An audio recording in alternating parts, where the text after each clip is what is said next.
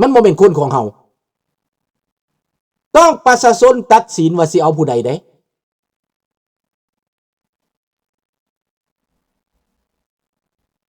บ่แม่นว่าอยู่บ่อยู่ก็เป็นได้ราชวงศ์คือกันถ้าบ่สร้างบ่แปลงมาน่ะบ่ได้เป็นราชวงศ์ได้พี่น้องบ่ขี่ข้อสร้างข้อมาบ่ไปลบบ่ออกสู่บ่ได้เป็นราชวงศ์ใด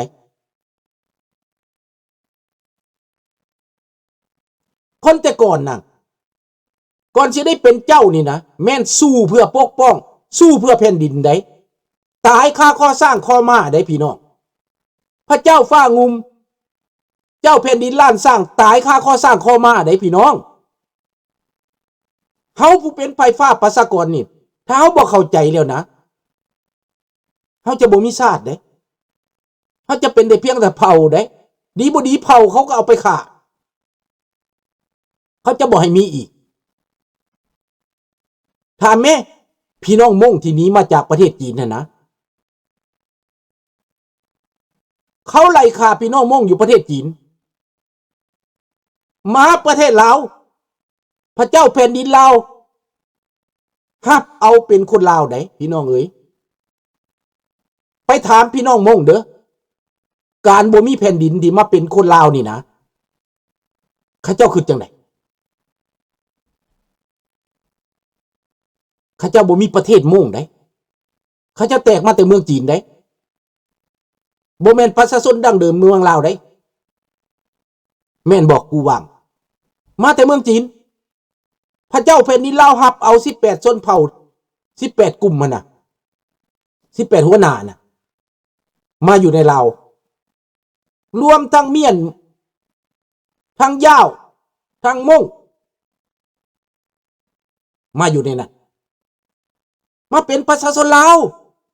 มาอยู่ในแผ่นดินลาวพระเจ้าแผ่นดินลาวเปิดเอาได้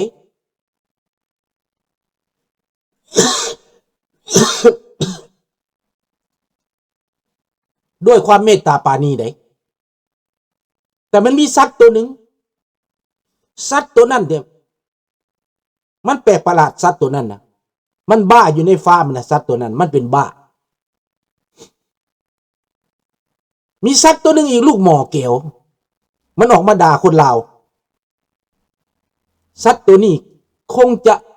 บกเก็บไว้ตีสัตว์ตัวนี้เนาะ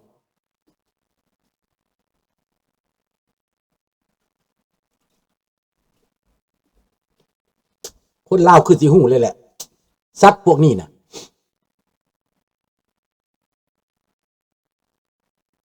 เอาละว่าให้ลูกหลานได้เข้าใจลักแต่เรื่องแบบนี้เด้อและในอนาคตต่อไป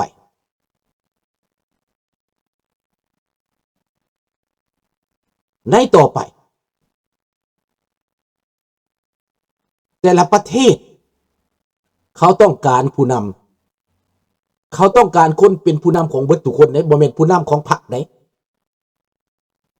ลาวแดงมีบอกผู้นำของพรรคมีบักทองลุ้นบักหมาหัวเนาบักซ้อนไซผู้นำของพรรคแต่ผู้นำของระดับชาติผู้นำของระดับประเทศบ่แม่นได้มันเป็นผู้นำของพรรคเท่านั้นทุ่งกระทุ่งของพรรคของมันน่ะสัญลักษณ์ของพรรคทุ่งขี้กระเดือนมันน่ะสัญลักษณ์ของพรรคบ่แม่นของชาติคนลาวบ่ได้เลือกมาที่คนลาวเลือกมาคือสร้างสามหัวเห็นบ่ล่ะแล้วพรรคคอมมิวนิสต์มันสร้างขึ้นมาไปทุกกาเดือนนั่น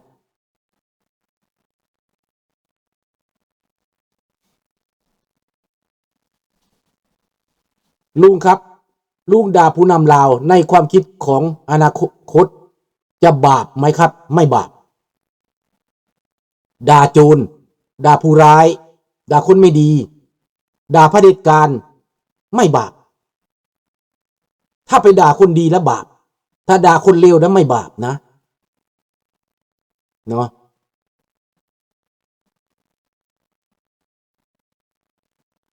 ประชาชนม่งเข้ามาประเทศลาวในสมัยพระเจ้าจันทราช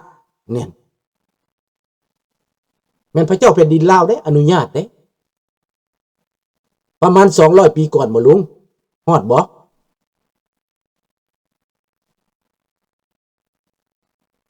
พระเจ้าได้แผ่นดินลาวเพิ่นให้เข้ามาอยู่ให้เป็นคนลาวนะอะไรจะข่าวเรื่องยูเครนในยูเครนตัวนี้ก็หัวเลี้ยวหัวต่อกำลังหัวเลี้ยวหัวต่อในตอนนี้ว่าอเมริกาจะเฮ็ดหยัง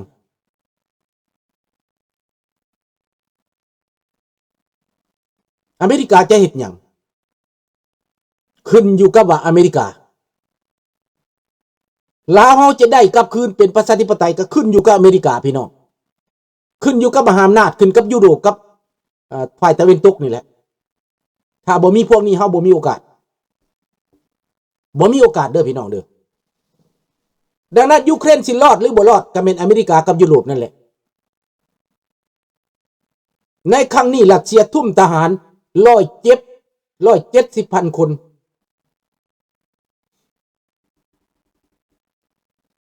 มันเป็นเรื่อง170,000 คนทุ่มนักใส่โปรกอบ170,000 คนพี่น้องอัตคัดและยูเครนนี่รัสเซียตัวข่าวออกไปในประเทศไทยข่าวไปในประเทศลาวว่ารัสเซียปิดล้อมทหารยูเครนเป็นหมื่นๆว่าปลดปล่อยโปรคอบได้แล้วเฮาก็ใจความใจหงายเฮาก็ตกอกตกใจแต่บัดข้าพเจ้าไปฟังข่าวยูเครนได้บัดนี้ยูเครนถอยออกมา2 ปีให้รัสเซียมันเข้ามาให้รถทั้ง500 คันเข้ามามันเข้ามักใจกลางแล้ว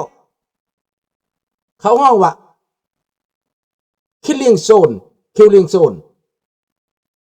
ให้มันเข้ามาแยกออกถอยไปเอาหน่วยพิเศษเข้ามาเตรียมไว้ดักไว้จัดการพี่น้อง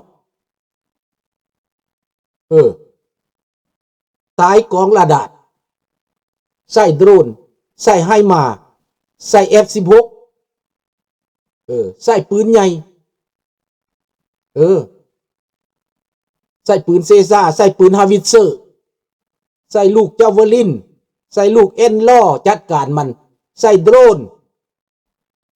แล้วใส่ฮอดจรวดฟลามิงโกจัดการกองบัญชาการใหญ่มันแตกทับพี่น้องตายเกลื่อนนาอนาถรัสเซียบ่แม่นธรรมดาเสียภัยพ่นมหาศาลแล้วก็ส่งจรวดเขาจัดการมอสโกทั้งเว้นทั้งคืนเดี๋ยวนี้เฮาก็เห็นแล้วว่ารัสเซียกำลังเป็นแนวใดมันกำลังเป็นแนวใดในตอนนี้ขนาดหัวเลี้ยวหัวต่อนี่นะโมเมนต์ธรรมดาได้พี่น้อง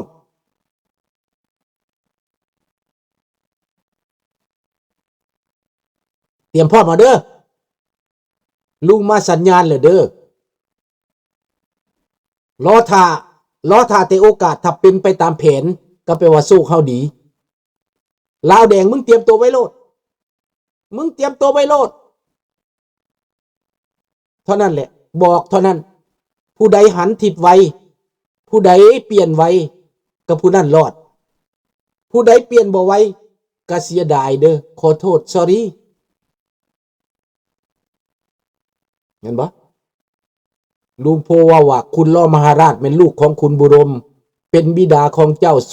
สุวรรณคำผงต่อมาแม่นขุนผีบ้าและถึงพระเจ้าฟ้างุ่มมหาราชต่อมา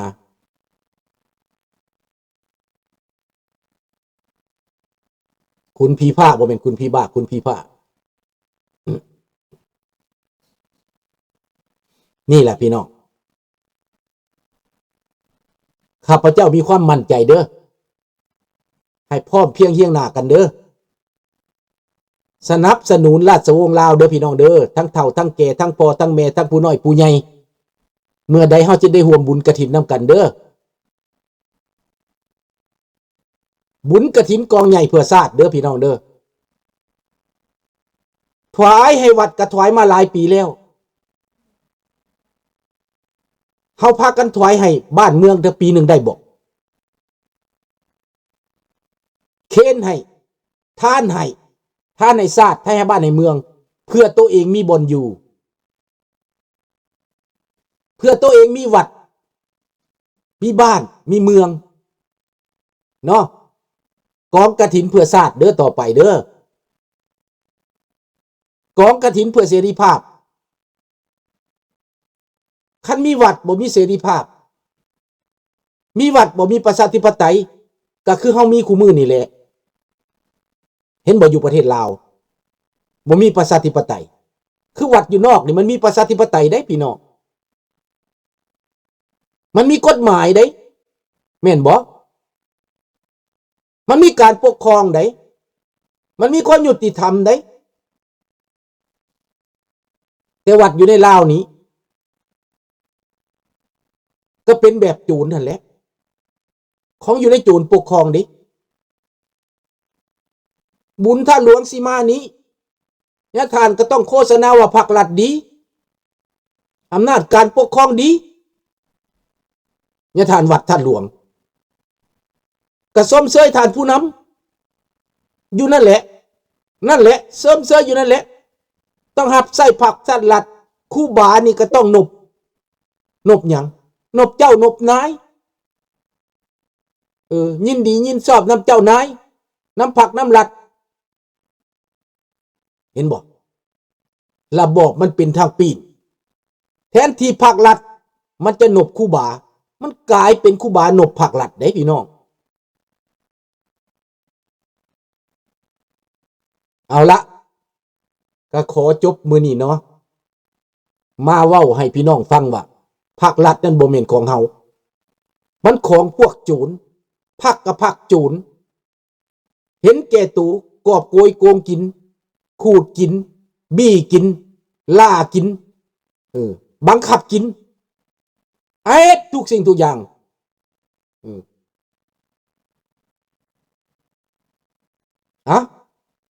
ขอลาพระจากเท่านี้เด้อพี่น้องเด้อพบกันใหม่ในมื้ออื่นโมงเก่าโมงเดิมนี่เด้อบัดนี้เด้อได้ถอยเวลามาดังนั้นพวกท่านก็ได้ฟังดึกต้องมาดึกหน่อยหนึ่งเด้อ9 โมงเด้อ9 โมงประเทศลาวเด้อบัดนี้เด้อแม่นบ่ท่อกันบ่เมืองลาว9 โมงแล้วบ่เดี๋ยวนี้น่ะ10 โมง22เมืองลาวก็10 โมง22แล้วบ่หรือยังเมืองลาวต้องดึกเลยเนาะมาโมงนี่แหละเพราะว่าทั้งข้าพเจ้าเปลี่ยนโมงเนาะขอลาพระจากเนาะบายบายราตรีสวัสดิ์กุดไนท์บอนนุยบอนเนปริมิดีโอเดวาร์แม็กซี